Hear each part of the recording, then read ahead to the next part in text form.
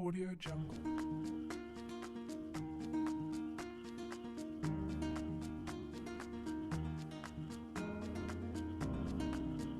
Audio Jungle. Baiklah, saya akan menjelaskan kebijakan-kebijakan pada masa pemerintahan Hindia Belanda. Yang pertama yaitu kebijakan politik. Yang pertama yaitu divide et impera atau politik adu domba atau yang dikenal dalam bahasa Belandanya dengan istilah divide et impera adalah upaya dari Belanda yang digunakan untuk menguasai sebuah wilayah dengan menggunakan adu domba. Dalam sebuah sistem, kerajaan Belanda menggunakan sistem ini sejak awal memasuki Indonesia.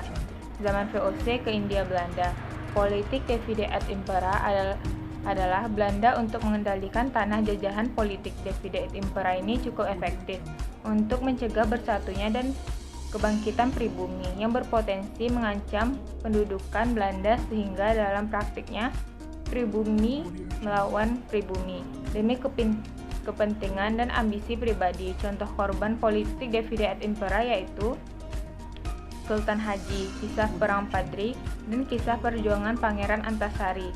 Begitu pahlawan yang didukung oleh Belanda ini menang, maka Belanda akan memperlakukan bangsawan itu seperti boneka. Yang kedua yaitu politik tanam paksa. Penerapan sistem tanam paksa atau kultur stel ini berlangsung sekitar 1830 sampai 1870. Kultur stel adalah kewajiban rakyat Jawa untuk menanam tanaman ekspor yang laku dijual di Eropa. Rakyat pribumi menerjemahkan kultur stel dengan sebutan tanam paksa. Hal ini disebabkan karena pelaksanaan dari proyek tanam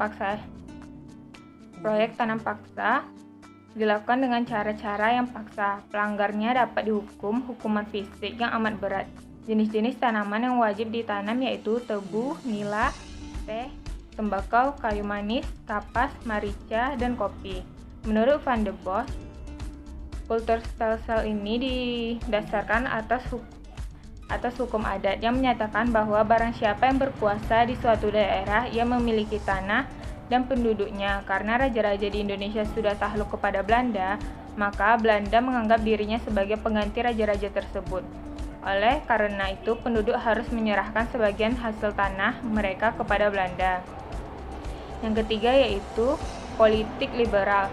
Sebelum tahun 1870, di Indonesia dijajah dengan model imperialisme kuno, yaitu dikeruk kekayaannya saja. Setelah tahun 1870 diterapkan oleh imperialisme modern di Indonesia. Sejak saat itu diterapkanlah open door politik atau politik pintu terbuka terhadap modal-modal swasta asing. Pelaksanaan dari politik pintu terbuka tersebut diwujudkan melalui penerapan sistem politik ekonomi liberal. Politik pintu terbuka ini merupakan pelaksanaan politik yang dilakukan oleh kolonial liberal di Indonesia.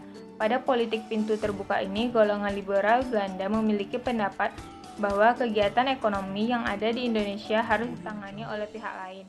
Pihak lain yang dimaksud adalah pihak swasta. Dalam pelaksanaannya, berbentuk beberapa undang-undang baru, yang salah satu yang sering didengar yaitu Undang-Undang Agraria pada tahun 1870. Yang keempat yaitu politik etis. Pada tanggal 17 September 1901, Ratu Wilhelmina yang baru naik tahta menegaskan dalam pidato pembukaan parlemen Belanda ke bawah pemerintahan Belanda mempunyai panggilan moral dan hutang budi terhadap bangsa pribumi di Hindia Belanda. Ratu Wilhelmina menuangkan panggilan tadi ke dalam kebijakan politik etis yang dirangkum dalam proyek Trias van Deventer yang meliputi yang pertama irigasi atau pengairan, membangun dan memperbaiki pengairan dan bendungan untuk kepentingan Belanda. Yang kedua adalah imigrasi, mengajak penduduk untuk bertransmigrasi, dan ketiga adalah edukasi, yang ini memperluas dalam bidang pengajaran dan pendidikan. Banyak pihak yang menghubungkan kebijakan baru politik Belanda ini dengan pemikiran yang ditulis oleh Van Deventer yang diterbitkan beberapa waktu sebelumnya, sehingga Van Deventer kemudian dikenal sebagai pencetus dari politik etis ini. Selanjutnya yaitu kebijakan ekonomi pada masa pemerintahan Hindia Belanda. Yang pertama yaitu kebijakan monopoli perdagangan Hindia Belanda pada abad ke-17 dan abad ke-18. Tidak dikuasai secara langsung oleh pemerintahan Belanda, namun perusahaan dagang bernama Perusahaan India Timur atau dalam bahasa Belandanya dikenal dengan Verenigde Oostindische Compagnie atau biasa dikenal dengan VOC. VOC telah diberikan hak oleh pemerintah Belanda untuk mengatur perdagangan serta aktivitas ekonomi di Indonesia atau di Hindia Belanda. Markasnya itu berada di Batavia atau yang sekarang dikenal dengan Jakarta. Penerapan dari monopoli perdagangan ini yang sangat kejam, yaitu pemerintahan Belanda memberi kepada rakyat itu dengan harga murah, tetapi menjual kepada pihak lain itu dengan harga yang mahal. Yang kedua yaitu kebijakan tanam paksa. Ekonomi tanam paksa merupakan kebijakan pemerintahan kolonial yang paling penting pada masa penjajahan. Dengan diterapkannya sistem tanam paksa, pemerintahan kolonial berhasil mengisi kembali kas negara mereka yang kosong akibat perang, bahkan dengan keuntungan yang didapat pemerintahan. Pemerintahan hasil mengisi kembali kas negara mereka yang kosong akibat perang, bahkan dengan keuntungan yang dapat pemerintahan kolonial dapat membangun infrastruktur dan industri di negara induk. Negara jajahan diibaratkan hanya sebagai gabus yang terapung yang menopang keuangan negara induk.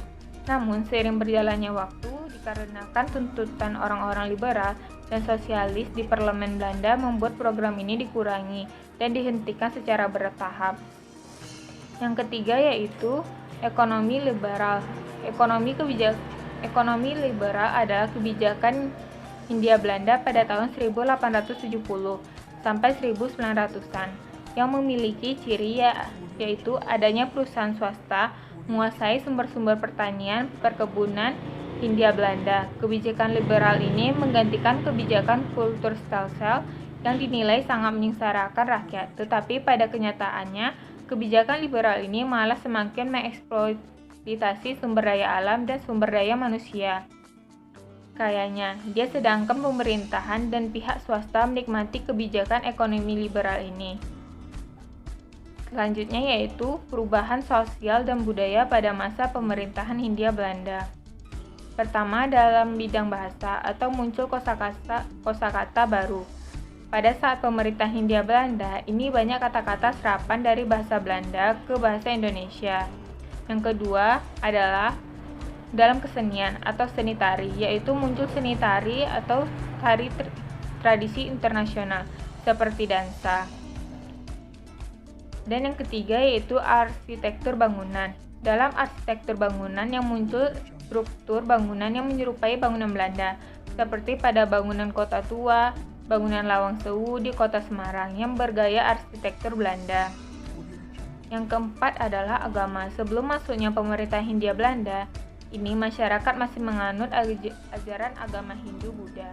Namun setelah masuknya Belanda, masyarakat mulai mengenal agama Kristen dan Katolik. Yang kelima adalah gaya berpakaian. Pada masa pemerintahan Hindia Belanda ini, masyarakat hanya banyak mengikuti gaya berpakaian seperti Belanda, yaitu gaya pakaian yang kebarat-baratan. Sekian dari saya. Assalamualaikum warahmatullahi wabarakatuh.